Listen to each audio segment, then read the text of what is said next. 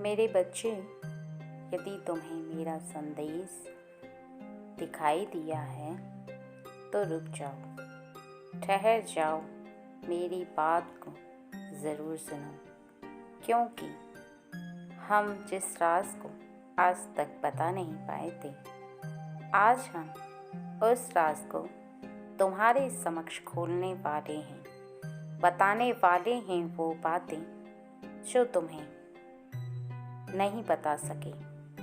और निश्चित ही तुम इस राज को जानने के पश्चात आश्चर्य में पड़ जाओगे और प्रसन्नता मग्न होकर झूमने लगोगे।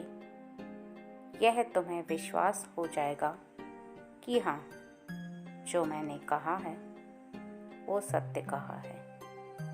मेरे साथ मेरी बहन दुर्गा अर्थात तुम्हारी माँ दुर्गा भी तुम्हें एक राज के बारे में बताने वाली हैं। हम दोनों ही अलग अलग राज को तुम्हारे साथ साझा करेंगे और तुम उस राज को जानने से पहले केवल एक बार जय माता दी ज़रूर लिखना, क्योंकि मुझे बहुत ज़्यादा प्रसन्नता होगी।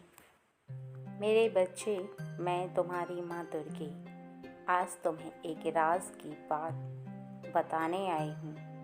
यदि तुम मेरे संदेश को सुन रहे हो तो निश्चित ही तुम भाग्यशाली हो, क्योंकि तुम्हें वो राज आज ज्ञात होगा जिस राज को मैं आज तक बता नहीं पाई और तुम जान नहीं पाए।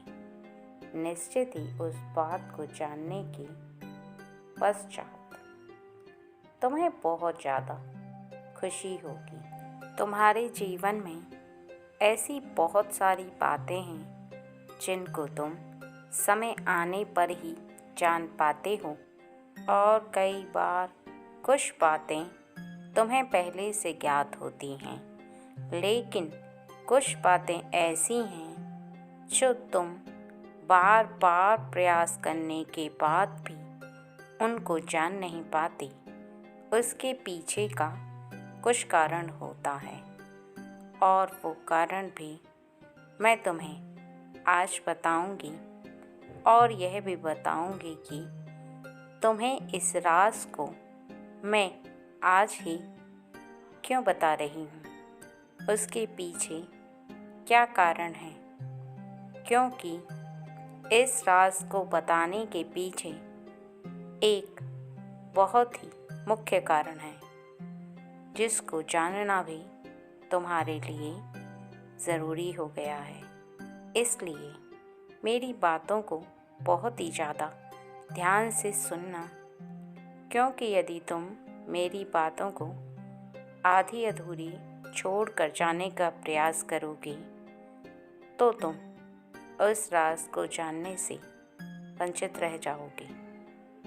इसलिए यदि तुम्हारे पास समय है उस बात को जानने के लिए, तो तुम पूर्ण रूप से और विस्तार से सुनो, क्योंकि किसी भी चीज़ को प्राप्त करने के लिए समय अवश्य निकालना पड़ता है, और किसी भी बात को जानने के लिए भी समय चाहिए होता है। मन शांत रखकर बोली हुई बातों को सुनने से वो बातें तुम्हारे दिल और दिमाग पर छपती हैं। तुम उन बातों का अर्थ केवल तब समझ पाते हो जब तुम शांति से सुनते हो। यदि तुम्हारे मन में इस समय अशांति चल रही है तो तुम मेरी बोली हुई बातों को ना तो समझ पाओगे और ना ही तुम्हें उस राज के बारे में पूर्णतया ज्ञात हो पाएगा। इसलिए सबसे पहले अपने मन को शांत करने के लिए गहरी सांस लो और आँखों को बंद करो। कुछ समय के लिए मन में ऐसा महसूस करो कि तुम बहुत ज़्यादा शांत मन से अपने मन के अंदर किसी भी बात को मत लाओ और तुम केवल मेरी बातों पर पूर्ण ध्यान दो।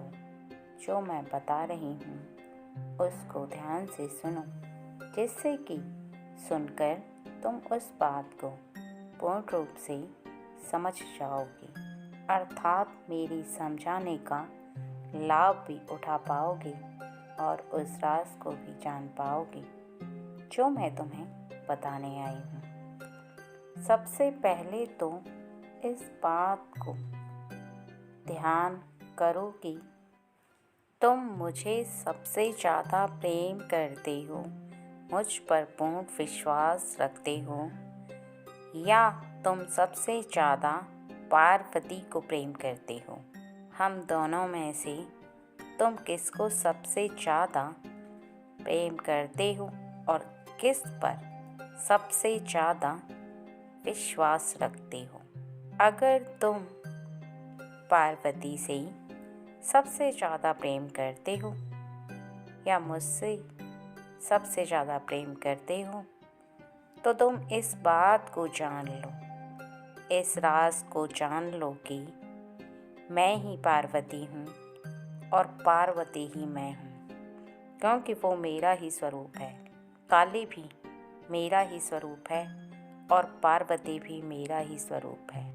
तुम्हें सुनने में शायद साधारण ना लगे, लेकिन सत्य है मेरे बच्चे, और मेरे बहुत कम बच्चे इस राज को जानते हैं कि मैं पार्वती के रूप में भी तुमसे प्रेम करती हूँ और दुर्गे के रूप में भी तुमसे प्रेम करती हूँ। अब तुम्हारा विश्वास किस प्रतिमा में विद्यमान है और तुम किस प्रतिमा की पूजा करते हो, वह तुम अपने मन से सोचो। और एक बात को अवश्य जान लो कि तुम जिस प्रतिमा में सबसे ज़्यादा विश्वास रखते हो, सबसे ज़्यादा प्रेम करते हो, मेरी उसी प्रतिमा की पूजा करो और तुम उसी पर सबसे ज़्यादा विश्वास रखो, क्योंकि मैं उसी शक्ति के रूप में तुम्हारे जीवन में तुम्हारे सभी कष्टों को हर लूँगी, क्योंकि हम एक ही शक्ति हैं, भिन्न नहीं हैं। और तुम इस बात को भी स्मरण रखो कि तुम जो भी भोग मुझे चढ़ाओगे वो पार्वती को अर्पित हो जाएगा, और जो पार्वती को भोग चढ़ाओगे वो मुझे अर्पित हो जाएगा। अर्थात तुम हम दोनों में से किसी को जो भी भोग लगाते हो, प्रेम पूर्वक जो चढ़ाते हो, वो हम तक पहुंच जाता है। इसके साथ साथ तुम्हें बस एक बात का विशेष ध्यान रखना है कि तुम्हारे द्वारा की गई पूजा और तुम्हारे द्वारा चढ़ाया गया भोग प्रेम पूर्वक होना चाहिए। तुम्हें भाव के द्वारा, अर्थात तुम्हारा भाव प्रेम का होना चाहिए। तुम जो भी मुझे अर्पित कर दोगे मैं उसी से प्रसन्न हो जाऊंगी। लेकिन यदि तुम कभी भी उलझनवश किसी भी कार्य को करोगे तो ऐसा मत करना। इसके साथ ही एक सबसे ज़रूरी बात को ध्यान रखना कि जब भी तुम कुछ भी प्रार्थना करो, तुम जिस प्रतिमा में विश्वास रखो, तुम उसी प्रतिमा से अपनी प्रार्थना को कहना। यदि तुम पार्वती पर सबसे ज़्यादा विश्वास रखते हो तो तुम उसी से अपनी प्रार्थना को कहना। वो प्रार्थना अपने आप ही मुझ तक पहुंच जाएगी और मैं तुम्हारी इच्छा को अवश्य पूर्ण कर दूंगी। तुम्हें अलग अलग प्रतिमा से प्रार्थना करने की आवश्यकता नहीं है, क्योंकि हम एक ही हैं। लेकिन तुम्हारा विश्वास जिस प्रतिमा में है, तुम्हें उसी से प्रार्थना करनी है, उसी के समक्ष अपनी मनोकामना कहनी है, उसी के समक्ष अपनी परेशानी का कथन कहना है।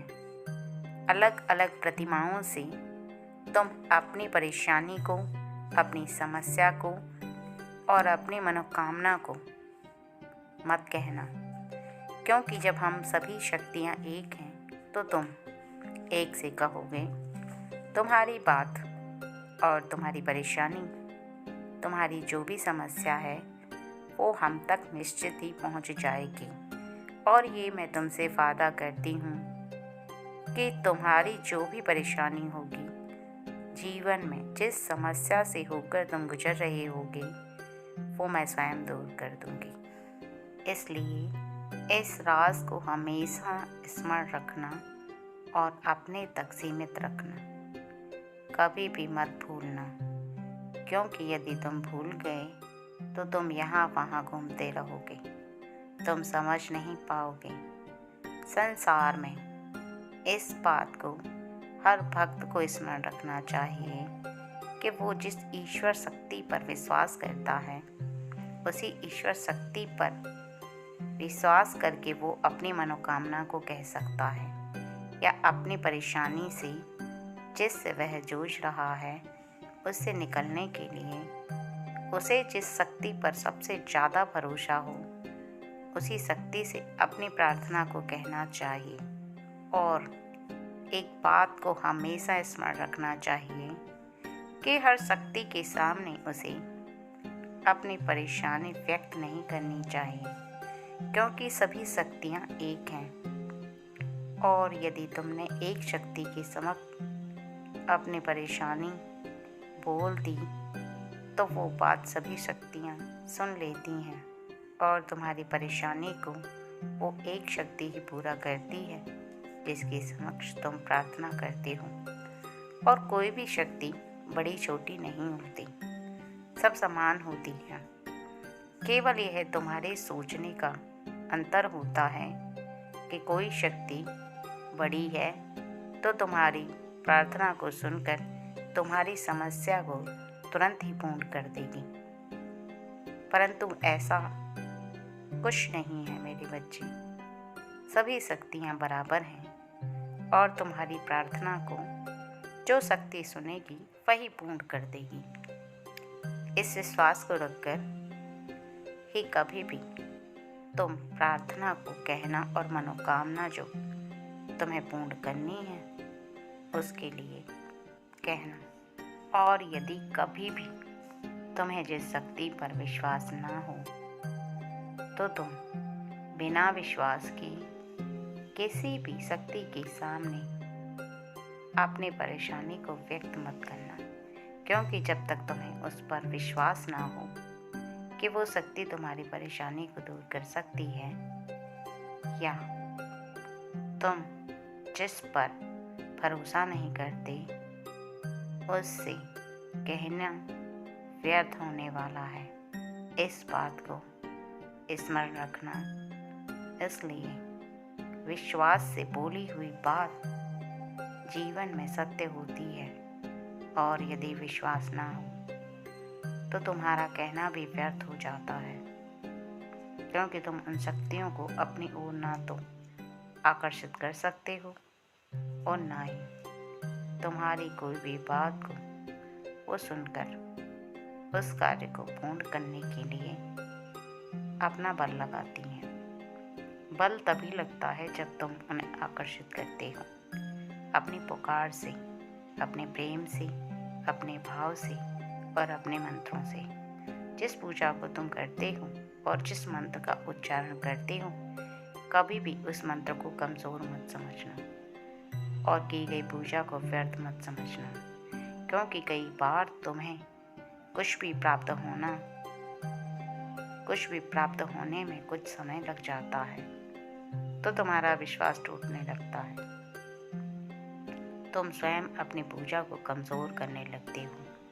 कभी पूजा करते हो, कभी नहीं। कभी मंत्र का जाप करते हो, कभी नहीं। कभी मन में यह विश्वास लेकर आते हो कि तुम्हारी मनोकामना पूर्ण होगी, तो कभी नहीं। तुम्हारे मन का ये चक्रव्यूह तुम्हें स्वयं ही फंसा देता है और तुम उसी चक्रव्यूह में फंस कर घूमते रहते हो। एक बात को हमेशा स्मरण रखना कि दो तरह से हमेशा तुम्हारा मन उलझन में फंस सकता है। यदि किसी भी कार्य को लेकर तुम बार बार कार्यों को चेंज अर्थात बदलते रहोगे, उनके अंदर बदलाव लेकर आते रहोगे, तब भी तुम उलझन में फंसोगे, क्योंकि तुम किसी भी एक कार्य को करने में ना तो अपनी पूर्ण शक्ति को लगा पाओगे और ना ही तुम किसी एक कार्य पर अपना पूर्ण ध्यान लगा पाओगे। और इसी प्रकार से कभी भी यदि तुम अलग अलग शक्तियों से मांगना प्रारंभ करोगे, अर्थात तुम्हारी जो अधूरी इच्छाएं हैं उनको यदि तुम किसी एक शक्ति से मांगोगे तो तुम्हारी वह अधूरी इच्छाएं अवश्य पूर्ण होंगी। लेकिन यदि तुम अलग अलग दैवी शक्ति से अपनी मनोकामनाओं को पूर्ण करने की प्रार्थना करते हो तो मेरे बच्चे, तुम ऐसे ही भंवर में फंस जाओगे कि तुम्हारा हृदय स्वयं पूर्ण विश्वास नहीं करा पाएगा कि कौन सी शक्ति तुम्हारा साथ दे रही है और कौन से कार्यों को कौन सी शक्ति पूर्ण कर रही है। और यही कारण है कि तुम किसी भी एक भी इच्छा को पूर्ण करने में सफल नहीं हो सकते, क्योंकि उसका मुख्य कारण यह है कि ना तुम किसी एक पर पूर्ण विश्वास कर पाओगे और ना ही तुम अपने ध्यान को किसी एक शक्ति पर लगा पाओगे। इसी वजह से वो एक शक्ति तुम्हारे कार्य को पूर्ण नहीं कर पाएगी जिससे तुम अपने कार्य को पूर्ण करने की प्रार्थना करते हो। और यही कारण है कि तुम एक ऐसे भंवर में फंसे रहोगे जिस भंवर से निकलना तुम्हारे लिए मुश्किल होगा।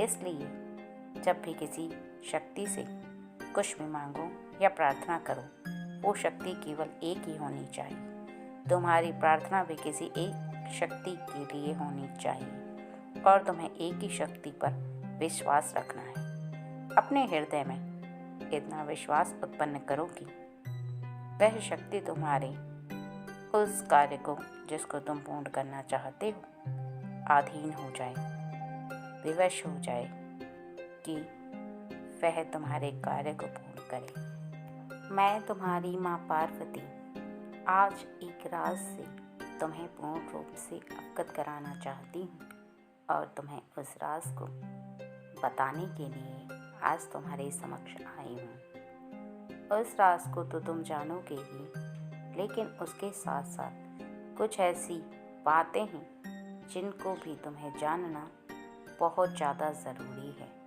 इसलिए आज मेरी बातों को बहुत ही ज़्यादा ध्यान से सुनना और समझना, क्योंकि मैं कुछ ऐसी बातें भी तुम्हें बताने वाली हूँ जो तुम्हारे जीवन से बहुत ही ज़्यादा गहरा संबंध रखती हैं।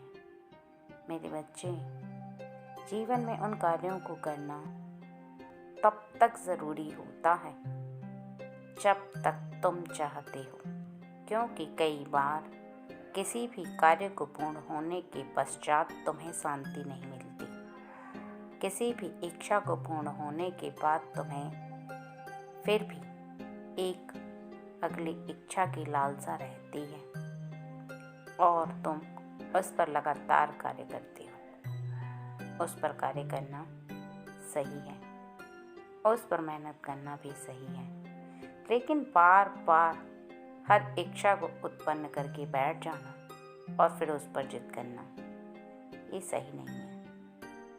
क्योंकि तुम बार बार यदि किसी भी बात के लिए विचार करते हो और किसी भी कार्य को पूर्ण करने की लालसा तुम्हारे मन में रहती है, तो वह कार्य पूर्ण तो होगा, लेकिन तुम खुश नहीं हो पाओगे, तुम्हें खुशी प्राप्त नहीं होगी, क्योंकि तुम्हारे हृदय के अंदर की लालसा तब भी समाप्त नहीं होगी जब तुम्हारा वह सोचा हुआ कार्य पूर्ण होगा। इसलिए आज जो मैं बता रही हूँ उसको बहुत ही ज़्यादा ध्यान से सुनो और समझो, क्योंकि यदि तुम इस बात को समझ गए तो निश्चित ही तुम्हारे जीवन में तुम हमेशा खुश रहोगे और तुम्हारा मन भी पूर्ण रूप से शांत रहेगा। आगे जीवन में तुम किसी भी बात को लेकर ना तो ज़्यादा लालसा उत्पन्न करोगे और ना ही किसी उलझन में फंसोगे। जीवन में व्यक्ति जब उलझन में फंसता है उसका स्वयं कारण होता है। उसकी सोच, जैसा सोचता है वैसे ही करता चला जाता है। और यदि सोच को वो एक ऐसी दिशा में मोड़ ले जिसमें उसे ज्ञात तो हो कि वो सही सोच रहा है, लेकिन फिर उस पर मेहनत करने के लिए उसे कुछ समय का विराम देना चाहिए, अर्थात कुछ समय रुक जाना चाहिए। क्योंकि जब तक तुम किसी भी कार्य पर अपना पूर्ण ध्यान नहीं लगा पाओगे, उस पर कार्य नहीं कर सकते। कार्य के बारे में विचार विमर्श करना और उसके बारे में सोचना, उसके लिए कुछ समय तुम्हें ठहरना अत्यंत आवश्यक है। उस बात पर विचार करना अत्यंत आवश्यक है। उस बात के बारे में बहुत बारीक से सोचो, उसके बारे में अपना विचार बहुत ज़्यादा सूक्ष्म रूप से रखो। क्योंकि जिस प्रकार से कोई व्यक्ति तुम्हारे साथ रहे तो तुम्हें उसके बारे में उसकी कमियां नज़र आती हैं, उसी प्रकार से यदि तुम किसी कार्य के बारे में बहुत ज़्यादा बारीकी से सोचते हो तब तुम्हें उसके अंदर की खामियां और खूबियां तुम्हें नज़र आने लगती हैं। इसलिए जब भी किसी कार्य को करो तो तुम हर बात के पहलू पर गौर करो, क्योंकि कई बार तुम उसकी अच्छाइयों पर तो नज़र डालते हो लेकिन उसकी बुराइयों पर तुम्हारी नज़र नहीं पहुंच पाती। उसका कारण केवल इतना होता है कि वो मंजिल तुमसे दूर होती है।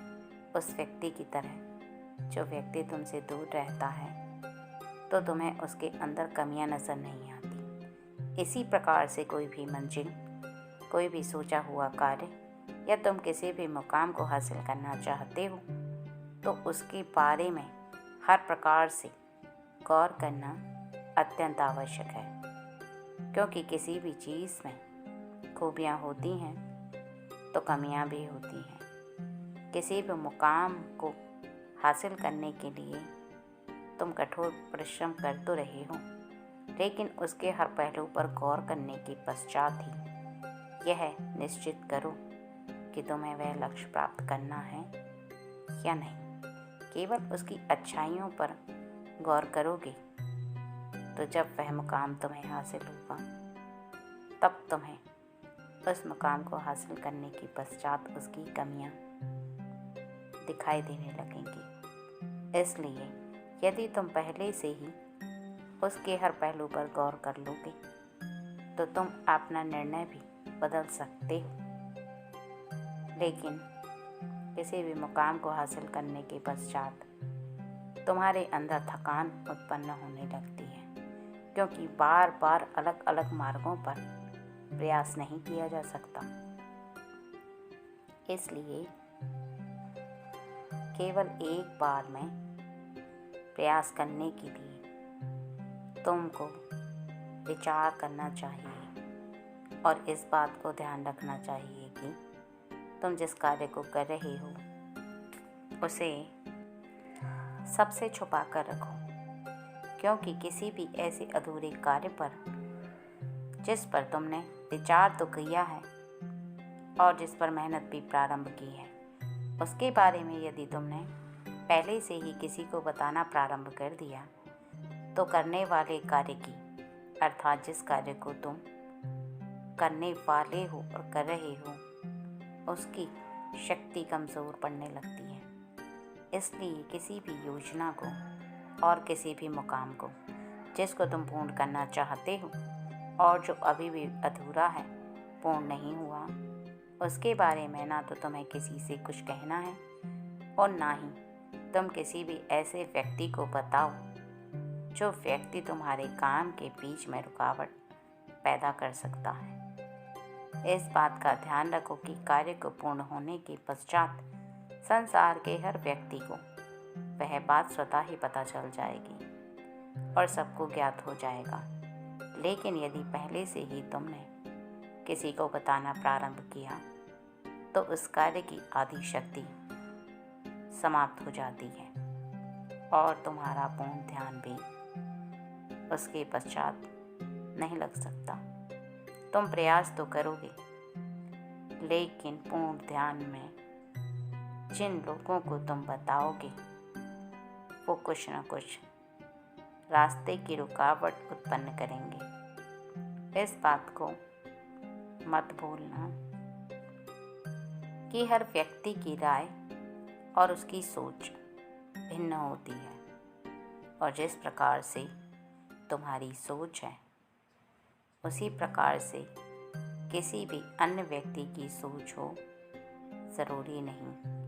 और कोई ऐसा व्यक्ति जो तुम्हारे किए गए कार्य से प्रसन्न ना हो या अंदर ही अंदर उसके मन के अंदर कोई गलत भाव हो तो वह तुम्हें मार्ग से भटका सकता है। कार्य को करते हुए तुम्हारे हाथ रुकने लगेंगे, तुम चाहकर भी उस कार्य को पूर्ण नहीं कर पाओगे। इसलिए जो करना है शांत मन से करो और अपनी योजनाओं को किसी से बताने की और ना ही किसी से साझा करने की आवश्यकता है। जितना छुपा कर रखोगे धन की तरह, उतना तुम मंजिल पर आगे पहुंचते जाओगे, अपने कार्य को पूर्ण करते जाओगे। इन बातों को जिनको बताया है ध्यान में रखना। अगर तुम भूल गए और तुमने ऐसी कोई गलती की तो निश्चित ही तुम्हें इसका परिणाम नुकसान के रूप में भोगना पड़ सकता है, क्योंकि यह राज की बातें मैं केवल अपने बच्चों को ही बता रही हूँ जो जिन कार्यों को करना चाहते हैं और उन पर अभी भी खरे नहीं उतर पाए हैं। इसलिए उनके मार्ग पर वो कहीं भी रुके नहीं और मंजिल को प्राप्त करें। उन्हें इन बातों को जान लेना अत्यंत आवश्यक है जो मैंने आज तुम्हें बताई हैं, क्योंकि मैं नहीं चाहती कि तुम्हारा मार्ग कोई भी अवरुद्ध करे, तुम किसी भी मार्ग पर बीच में रुक जाओ, बल्कि तुम मंजिल को प्राप्त करो और तुम्हारे जीवन में तुम जिस मुकाम को हासिल करना चाहते हो उसे हासिल करने के पश्चात ही रुको।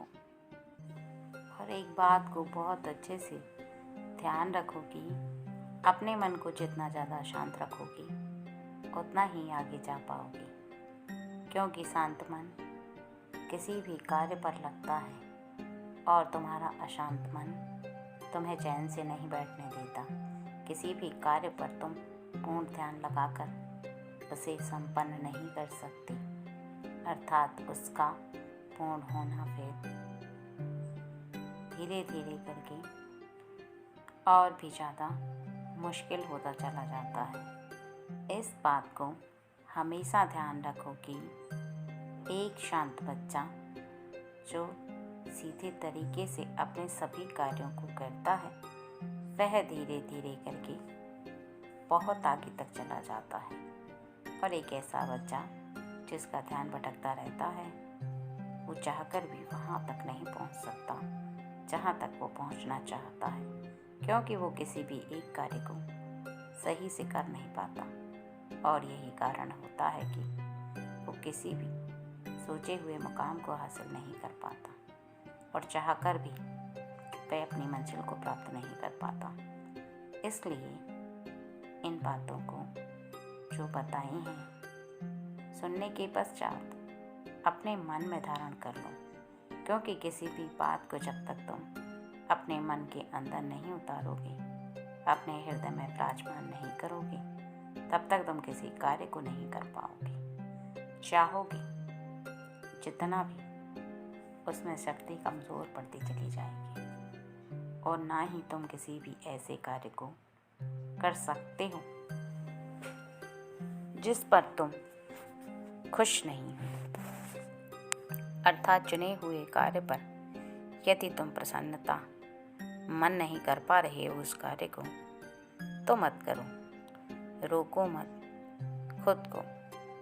और इस बात को ध्यान रखो कि तुम्हें जो करना है वो प्रसन्नता मन करना है, और यदि प्रसन्न नहीं हो तो मत करो, उस कार्य को छोड़ दो, क्योंकि ऐसे में तुम और भी ज़्यादा उलझन में फंस जाते हो। जिस कार्य के बारे में सोचते हो उस पर अपना पूर्ण ध्यान नहीं लगा पाते, क्योंकि बहुत कम बच्चे हैं मेरे जिनको यह बातें समझ में आती हैं, और मैं जानती हूँ कि तुम्हें मेरी बातें समझ में आ रही हैं। इसलिए आज मैं इन बातों को तुम्हें बताने आई, और तुम्हें इन बातों को समझकर अपने जीवन में उतारना होगा, क्योंकि यदि तुम अपने जीवन में इन बातों को उतार लोगे तो आगे भविष्य में तुम्हें कभी भी परेशानी का सामना नहीं करना पड़ेगा। और जीवन में हमेशा निडर बनो, विश्वास रखो, और किसी भी बात से डरना नहीं है, क्योंकि जब तुम्हें मेरी शक्तियों पर विश्वास है और इस बात पर विश्वास है कि तुम सही कर्मों को कर रहे हो, तुम्हें जीवन में किसी के सामने झुकने की आवश्यकता नहीं है, और ना ही यह बात सोचने की आवश्यकता है कि आगे क्या होगा। बस इस बात को समझ लो कि तुम सही कर रहे हो तो उसका परिणाम भी सही होगा। अच्छे कर्मों का फल हमेशा अच्छा होता है, बुरा कभी नहीं होता। इसलिए तुम खुद पर, मुझ पर विश्वास रखो, और इस बात का भी तुम्हें विश्वास होना चाहिए कि जीवन में उस हर एक व्यक्ति के साथ कभी भी कुछ गलत नहीं होता जो स्वयं सही करता है, और जीवन में उस हर एक व्यक्ति के जीवन का एक अच्छा भविष्य होता है जो अपने भविष्य के लिए अच्छे कर्मों को करता है। यदि तुम खुद से इस विश्वास को रखोगे तो निश्चित ही तुम मेरी शक्तियों को प्राप्त करते चले जाओगे।